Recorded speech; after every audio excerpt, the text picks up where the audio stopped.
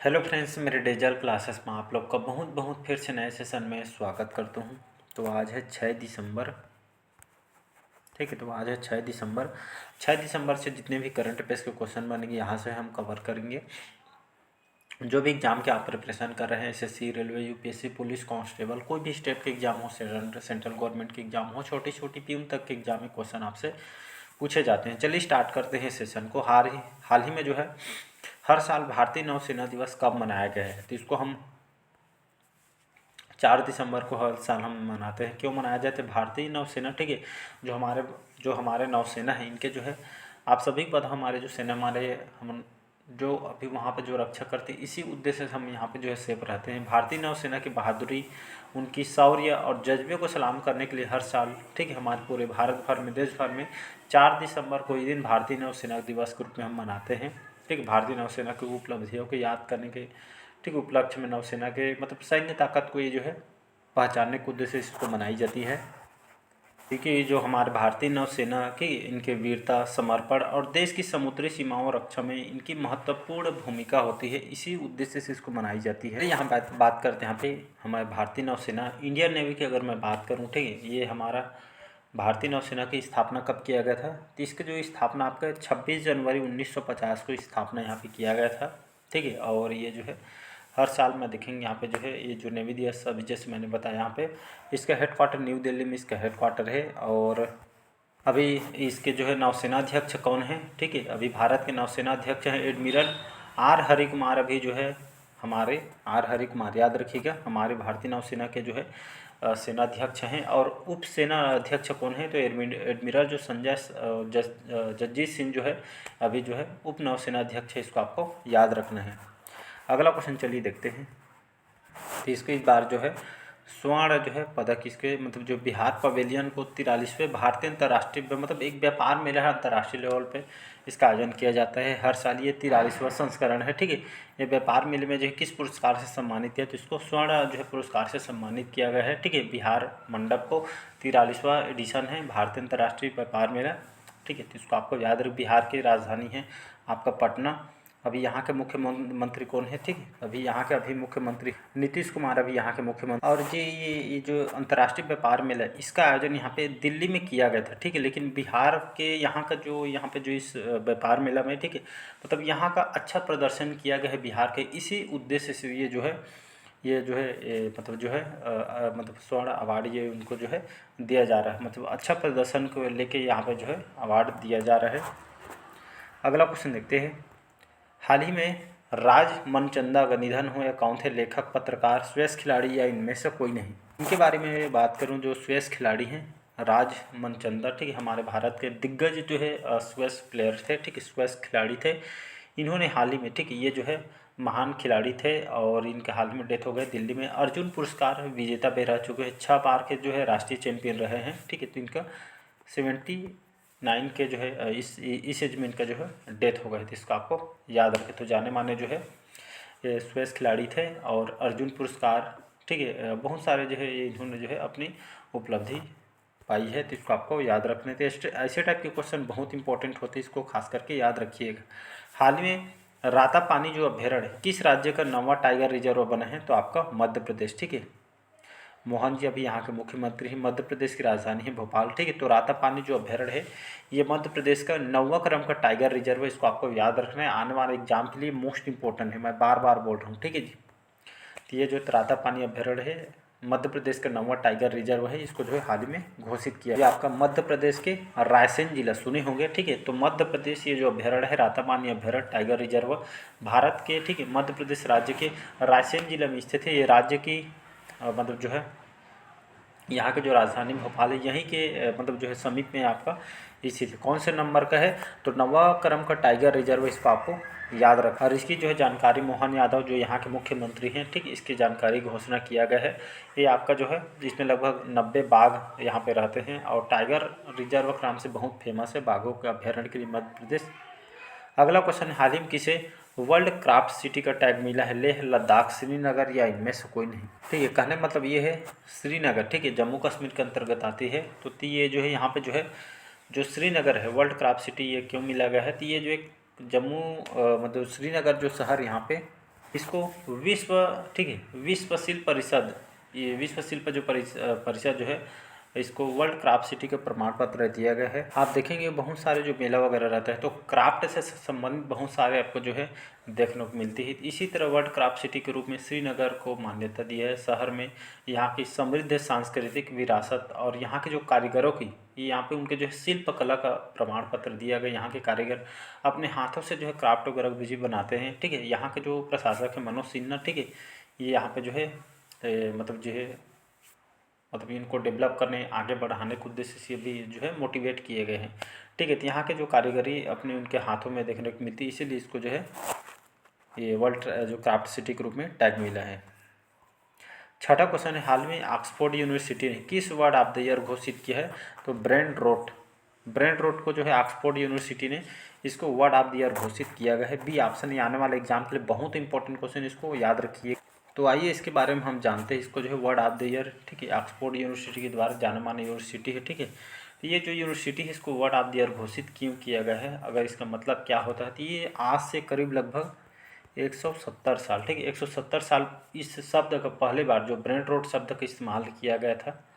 और अगर इसका मीनिंग देखेंगे तो आप देखेंगे सोशल मीडिया में मतलब बिना सोचे समझे यहाँ पे जो है स्क्रॉल करते रहते हैं, ठीक, इसी के लिए निरंतरता के लिए ब्रेन रोट शब्द का इस्तेमाल किया जाता है, ठीक है। याद रखिए, आप सोशल मीडिया जो है एक्टिव जैसे इंस्टाग्राम फेसबुक वगैरह चलाते हैं, यूट्यूब में शॉर्ट्स देखते हैं, तो ये खास करके ये सोशल मीडिया पे बिना सोचे समझे हम स्क्रॉल करते रहते हैं निरंतर, इसी के लिए ब्रेन रोट शब्द का इस्तेमाल किया गया है। अब ये इसको ऑक्सफोर्ड यूनिवर्सिटी ने ब्रेन रोट को वर्ड ऑफ द ईयर इसको जो है घोषित किया गया है। और यहाँ पे आसान भाषा में इसका मतलब अगर मैं बताऊँ तो आप देखे होंगे, मतलब ये ब्रेन रोट आसान भाषा में ये अगर समझने की कोशिश करें, आप जो है सुबह सुबह उठकर फ़ोन चेक करते हैं, ठीक है, मतलब सुबह उठ के आदमी कोई करे चाहे मत, लेकिन फ़ोन चेक ज़रूर करते हैं, ठीक। तो फ़ोन चेक करते करते आप जो है अचानक से सोशल मीडिया पे पहुंच जाते हैं। फिर आधे घंटे बाद आपको याद आता है कि जो है अभी जो है आप बिस्तर से नहीं उठे या बहुत सारे काम यहाँ से आपको जो है लेट हो चुका रहता है, ठीक है। तो ये आप जो है बैठे बैठे खड़े लेटे लेटे फ़ोन पर रील शॉर्ट्स स्क्रॉल करते समय जो है लगने लग जाती है, इस तरह का आदत हो जाती है। इसी को आप जो है ब्रेन रोट से आप जूझ रहे हैं, इसका मतलब यही है, ठीक है। तो इस चीज़ को अपने अंदर ये जो इसको इस तरह का आदत से बचिएगा। हो सके तो यहाँ पे जो चीज़ अपने करियर में जो चीज़ चाहना चाहते उस पर लगा के फोकस करिएगा। इस यहाँ पे जो है शॉर्ट्स देखने, इस तरह देखने से आपको ही नुकसान होगा, ठीक है। बाकी आप जो है समझदार हैं, बाकी इसके बारे में क्या सोचते कमेंट बॉक्स में कमेंट करिए, ठीक है। तो आसान भाषा में आपको समझा दिया गया है। सातवां क्वेश्चन, हाल ही में किसने Aster Guardians Global Nursing Award 2024 जीता है? तो मारिया विक्टोरिया जुजुआन, तो ये जो है एक तरह का जो मारिया विक्टोरिया जुजुआन है, कहाँ, फिलीपींस देश की जो है एक नर्स हैं, ठीक है। तो ग्लोबल नर्सिंग अवार्ड ये जो है इनको 2024 से प्रदान, और जो अवार्ड है उनको जो है नर्सिंग स्वास्थ्य के क्षेत्र में, सेवा के क्षेत्र में योगदान के वजह से ये इनको जो है ये हेल्थ केयर के जो है, ठीक है, सेक्टर में इनको जो है अवार्ड को दिया जा रहा है। तो इसका सी ऑप्शन जो है करेक्ट आंसर हो जाएगा। आठवां क्वेश्चन, हाल ही में एशिया के पहली जल परिवहन जो सेवा है उबर शिकारा कहाँ से शुरू किया गया है? तो आपका डल लेक से, डल लेक जिसको हम डल झील के नाम से भी जानते हैं, ठीक है। तो एशिया के पहली जल परिवहन सेवा है उबर शिकारा कहाँ से शुरू है? डल झील से। तो ये एशिया के पहली जल परिवहन शुरू की जा रही है श्रीनगर, ठीक है, श्रीनगर में आती है डल झील, ठीक है। तो यहाँ पे जो है भारत की ये अपनी पहली जो है जल परिवहन यहाँ पर सेवा शुरू की गए है, ठीक है। इसमें जो है उबर यूजर अपने ऐप के जरिए श्रीनगर में डल झील पे जो है यहाँ पे शिकारा सवारी बुक कर सकते हैं। मतलब डल झील जो है मतलब यहाँ पे जो है घूमने के लिए इस ऐप को डेवलप किया गया। इसमें टैक्सी सर्विस यहाँ पे जो है, ठीक है, घूमने के लिए यहाँ पे इस ऐप को जो है डेवलप किया गया, ठीक है जी। तो इसका भी ऑप्शन जो है करेक्ट आंसर हो जाएगा, ठीक है। तो पर्यटन को डेवलप करने के लिए इस तरह के यहाँ पे काम किया जाता है। हाल ही में कौन पहली बार दृष्टिबाधित महिला T20 विश्व कप की जो है मेज़बानी करेगा? तो ये जो आपका भारत जो है इस बार जो है T20, ठीक है, तो ये पहली बार है कि जो दृष्टिबाधित महिला T20 विश्व कप की जो मेज़बानी भारत कर रही है। और ये जो T20 विश्व कप की जो मेज़बानी भारत को दिया गया है, और अगले साल 2025 में, ठीक है, ये T20 वर्ल्ड कप, ठीक है, अगले साल महिलाओं के जो दृष्टिबाधित महिलाओं के लिए भारत को मेज़बानी दिया गया है 2025 के लिए इस टूर्नामेंट की मेज़बानी, ठीक है। यहाँ पे 11 सदस्य के जो है जो देश जो है इस पैनल में सम्मिलित हुए थे, और ये अधिकार भारत को यहाँ पे दिया गया है। तो इसका ए ऑप्शन याद रखिएगा। नेक्स्ट क्वेश्चन है, हाल ही में किस देश के जो पूर्व क्रिकेटर इयान रेडफॉर्ड का निधन हुआ है, ऑस्ट्रेलिया। तो हाल ही में जो ऑस्ट्रेलिया इसका करेक्ट आंसर हो, जो पूर्व क्रिकेटर है इयान रेडफॉर्ड, जिनका 83 साल की एज में इनका डेथ हो गया है, ठीक है। तो जाने माने जो है क्रिकेट प्लेयर थे ऑस्ट्रेलिया के, ठीक है। 10 साल इंटरनेशनल क्रिकेट खेले हैं और ये जो है हाल ही में इनका जो है डेथ हो गया। बल्लेबाजी करते थे। ऑस्ट्रेलिया की बात करूँ, कैनबरा इसकी राजधानी है। एंथोनी अल्बनीज़ यहाँ का भी प्रधानमंत्री हैं। 11वां क्वेश्चन, हाल ही में किस देश में इमरजेंसी लगाई गई है? तो आपके दक्षिण कोरिया। तो हाल ही में यहाँ की सरकार ने घोषणा किया गया, तो यहाँ पे इमरजेंसी लगाई गई। क्यों ऐसा किया गया है? तो यहाँ पे राजनीति के चलते, ठीक है, यहाँ की संसद में विपक्ष पार्टी के द्वारा ये सभी को देखते हुए दक्षिण कोरिया ने इमरजेंसी लगाई गई। यहाँ के राष्ट्रपति कौन है दक्षिण कोरिया के? तो यहाँ पे यूएन सुक करके हैं, यहाँ के भी राष्ट्रपति हैं, ठीक है जी। तो इसको आपको याद रखना है। अगला क्वेश्चन है, हाल ही में 20वीं एशियाई महिला हैंडबॉल चैंपियनशिप कहाँ शुरू हुई है? तो इसका जो है आयोजन नई दिल्ली में, ठीक है। ये कौन सा एडिशन है? 20वीं एशियाई महिला हैंडबॉल चैंपियनशिप, ठीक है। मतलब एक तरह महिलाओं का हैंडबॉल चैंपियनशिप खेल है, ठीक है, जिसका आयोजन नई दिल्ली में किया गया है, जिसमें पहला मैच हांगकांग और जो भारत के बीच, ठीक है, इसका आयोजन यहाँ पे दिल्ली में हुआ है। तो इसको आपको याद रखना है। 13वां क्वेश्चन देखते हैं, हाल ही में किस आईआईटी ने टेक्नोलॉजी और इनोवेशन फाउंडेशन ने अपने चौथे स्थापना दिवस पर एक महत्वपूर्ण किसान सहभागिता सत्र का आयोजन किया? तो आईआईटी जो रोपड़ है, हाल ही में जो आईआईटी रोपड़ है, ये अपना 4th क्रम का जो स्थापना दिवस मनाया है। इसी स्थापना दिवस पे किसान सहभागिता सत्र का आयोजन किया, जिसका उद्देश्य नवाचारों और कृषि चुनौतियों को जोड़ना है। इसका मेन उद्देश्य है। इसलिए जो है ये सहभागिता सत्र का आयोजन यहाँ पे आईआईटी रोपड़ के द्वारा किया गया है, टेक्नोलॉजी इनोवेशन फाउंडेशन के द्वारा।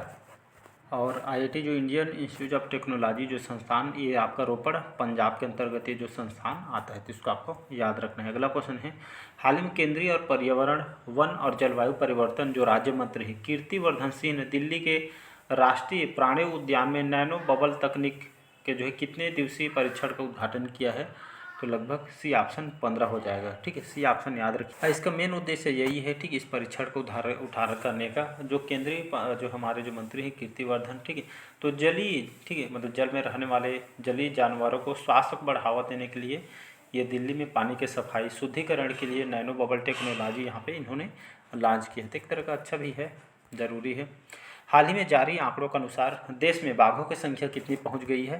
पहले जब जनगणना किया था लगभग 3167 था, जिसमें अब बढ़ के लगभग 3682, ठीक है। जारी आंकड़ों के अनुसार बाघों की संख्या में जो है लगभग 3682 के यहाँ पे जो है आंकड़ा, मतलब हमारे भारत में देखेंगे तो लगभग 3682 जो है बाघ हमारे भारत में अभी तक के देखेंगे तो इसमें 24% की बढ़ोतरी हुई है बाघों की आबादी में, और इसको आपको याद रखना है। तो बाकी चलिए, आज का सेशन कैसे लगा कमेंट कर जरूर बताइए। पहले बार आए तो चैनल को सब्सक्राइब करके रख लीजिएगा। Thank you.